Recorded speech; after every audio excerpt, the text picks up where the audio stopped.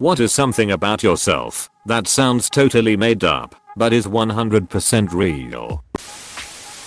I built a 13-foot tall T-Rex with Christopher Walken's head, and New York Magazine called it highbrow and brilliant. My dad's name is Luigi and my uncle's name is Mario. They are brothers. Eater, I forgot to add that my dad is also a plumber. I died first, and then was born. I've told this story a few times on Reddit, but I enjoy telling it, so here we go again. During the cesarean to bring me into the world, there was some major complication on my mother's end. She started bleeding internally, drowning me in the womb.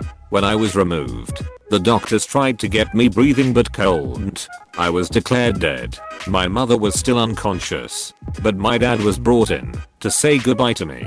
He held me in his arms, was saying goodbye when out of nowhere I started coughing up blood and screaming as babies do. Apparently it was the weirdest moment in his life, being abjectly terrified and overwhelmed with joy that I was alive. It's my favorite story to tell, because weirdly it takes some pressures off on birthdays. I don't do well with too much attention by family/friends, but celebrating my death day doesn't bring people the same connotations. I grew up on the wrong side of the river, was considered by all to be the town loser, and went to work as a janitor while still in high school.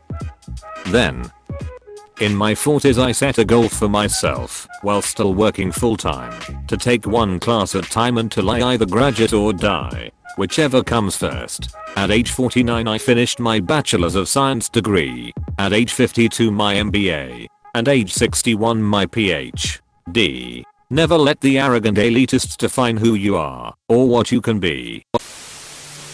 My great-grandma ran a brothel back at the turn of the 20th century. She was Algonquin and people were pretty racist back then, so she had a hard time getting business. Since it was a coastal town, Maine, she bought up a couple leaky old row boats and would load them up with hookers and booze and row them out to the ships at night. When ships came in to port, most of the crew would get shore leave and hit the bars and brothels in town, but they always had to leave a few sailors on the ship to keep an eye on it. My great-grandmother figured those guys had money too and probably felt left out. She basically set up water-based lot lizards, or Uber hoes. My grandpa and his sisters grew up in the brothel and no one would talk to them or socialize with them.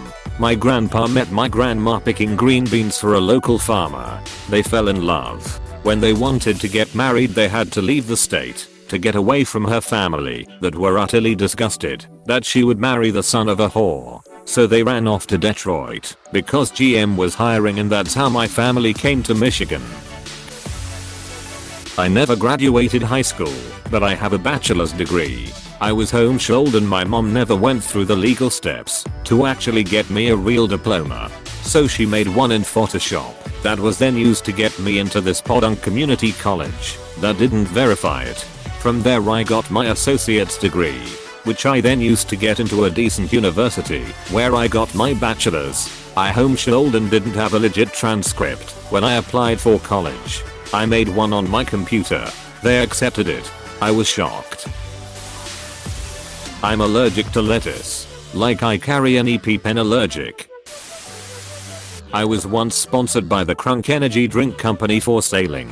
I imagine I was the only sailor on their list. I literally just emailed them saying that I sailed and asked if they wanted me to put stickers on my boat. They sent me a few cases of the drink.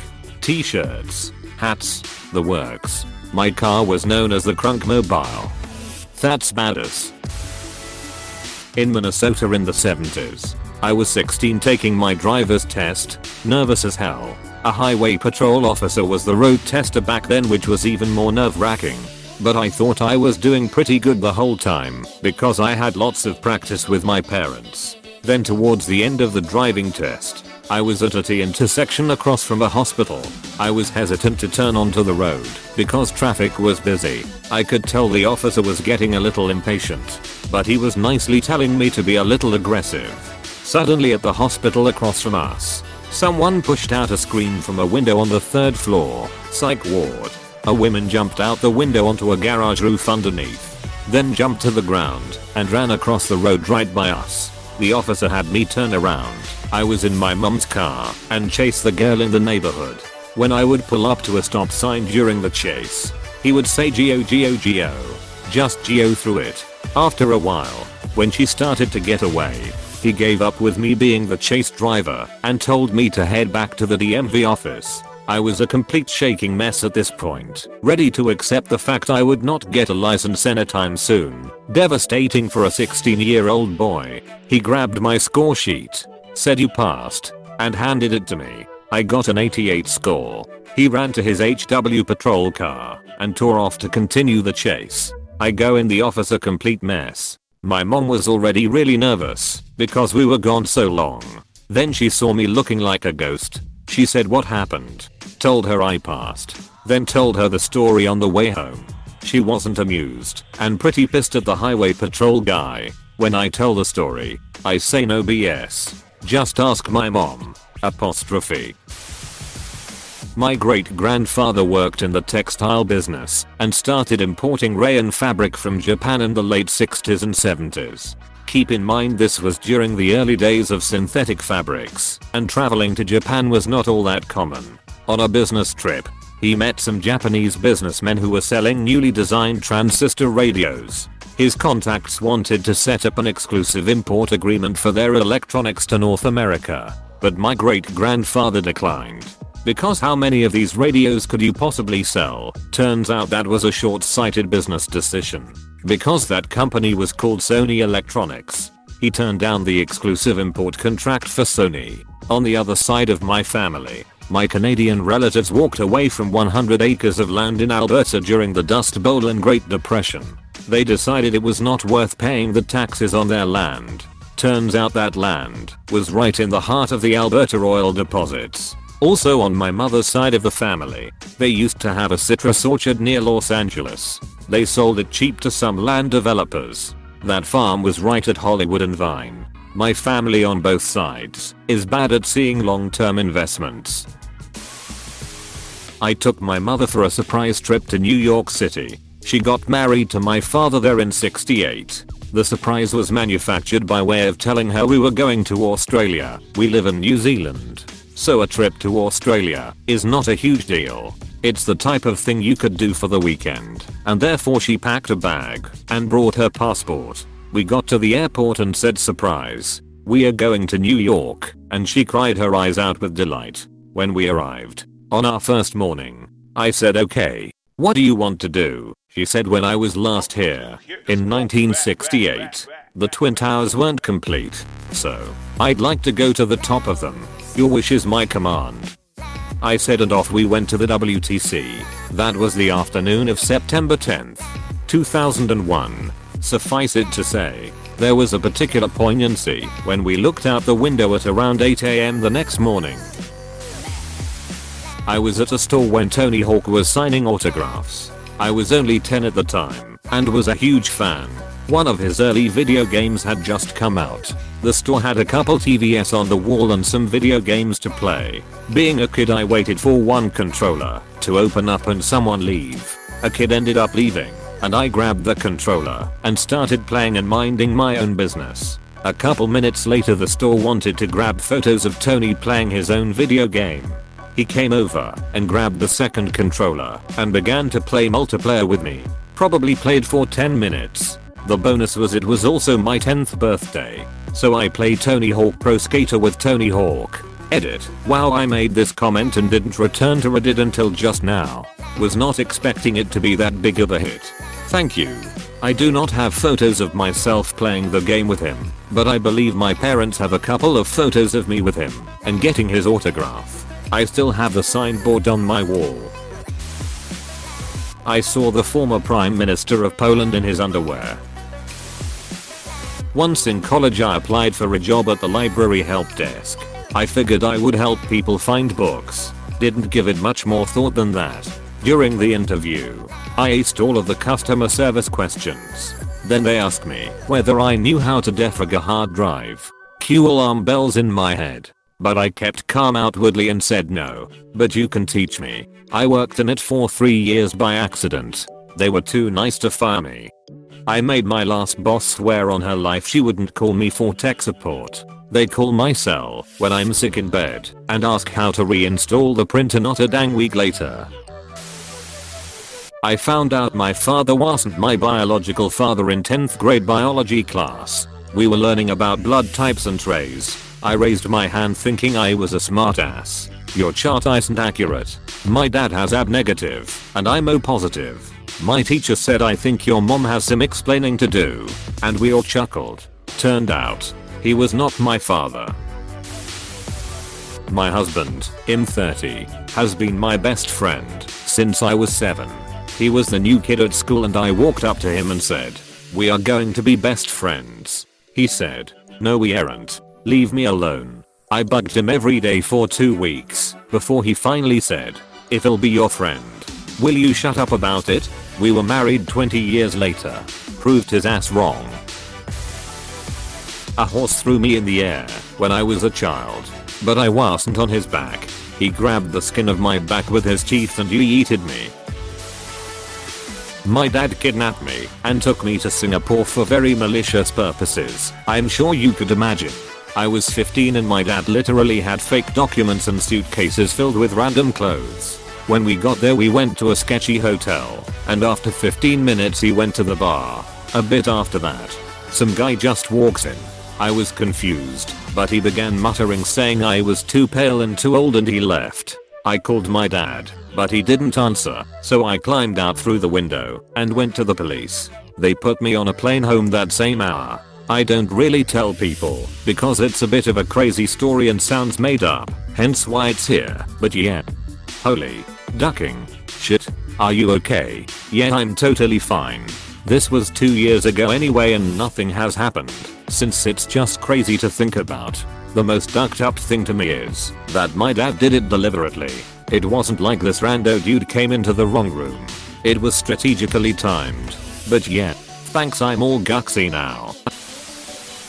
I sneeze when I think of sex. Every single time.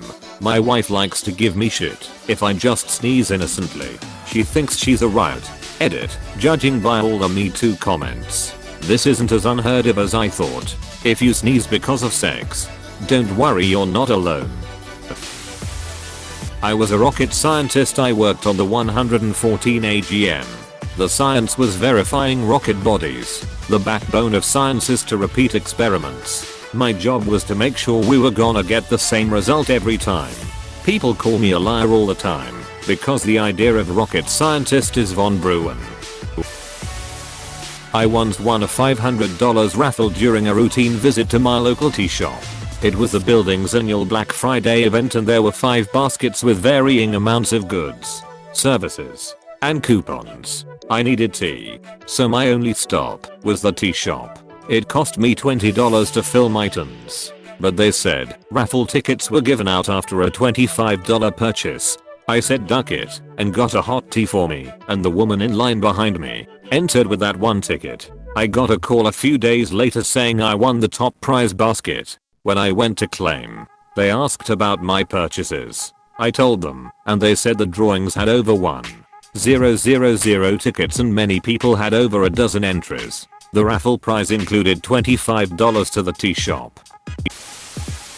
When I was a kid, I woke up to find my cat giving birth to her kittens on my pillow, 1 inch from my face. I took it as a compliment.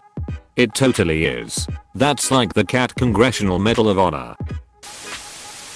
One of my ancestors was dumb and bought one of Napoleon's door knobs. It turns out it's fake.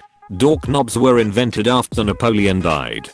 I'm intrigued by the fact that this is the story that your family decided to pass on from one generation to the next far enough to lose track of the relation and just refer to the subject as ancestor. I survived a plane crash in the desert, trapped there for 2 days, and was rescued by 2 dudes who were trying to bet if they can cook an egg in the sand. Spent a really cool day in London with Christian Slater and his mum. His mum is adorable. I got hernia by sneezing too hard. I got mine trying to match my wife's pregnant belly. Pop. I feel sorry for laughing. What a way to get it. At age 50 odd, and with limited to no video game experience, my mother completed Mario 64 before I did, in about half the time it finally took me to do it. My great-great-grandfather was a Pinkerton detective, acted on vaudeville, and had 5 wives in 2 different states that knew nothing of each other. He also slightly changed his last name each time and never got caught until Ancestry website happened lol. Sounds a bit like my great-grandfather. He had a wife in France, and then 2 in the US in neighboring counties. He was caught though. My great-grandmother was wife #2. She found out about wife #3 and divorced him. No one knew about the first wife in France until I pulled his service records from WWI. A pelican engulfed my head with its massive ducking beak when I was a small child. Pelicans are cunts. Pelicans. I can smell some illnesses and chronic symptoms. My sense of smell is normally pretty average, but I can sometimes smell if a person is sick before they start showing symptoms, and have been able to identify/predict 2 seizures, a diabetic blood sugar drop, and multiple chronic migraines before they happened. Are you a service dog? No.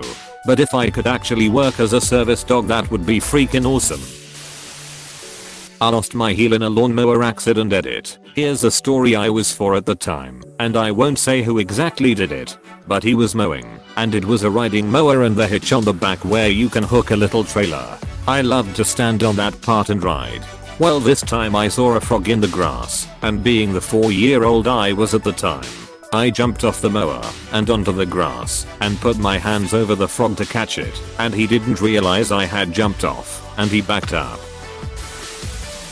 I had my tongue surgically enhanced for more reach and flexibility when I was 8. Edit. I'm super jazzed by how many of us are out there. I won 2 TV game shows. The $10 000 Pyramid won $10 300 in 1975. And Sale of the Century was on the show for 9 days. $34K in cash and prizes in 85. Nice. I've never won anything in my life. Hey, thanks for watching, and don't forget to subscribe.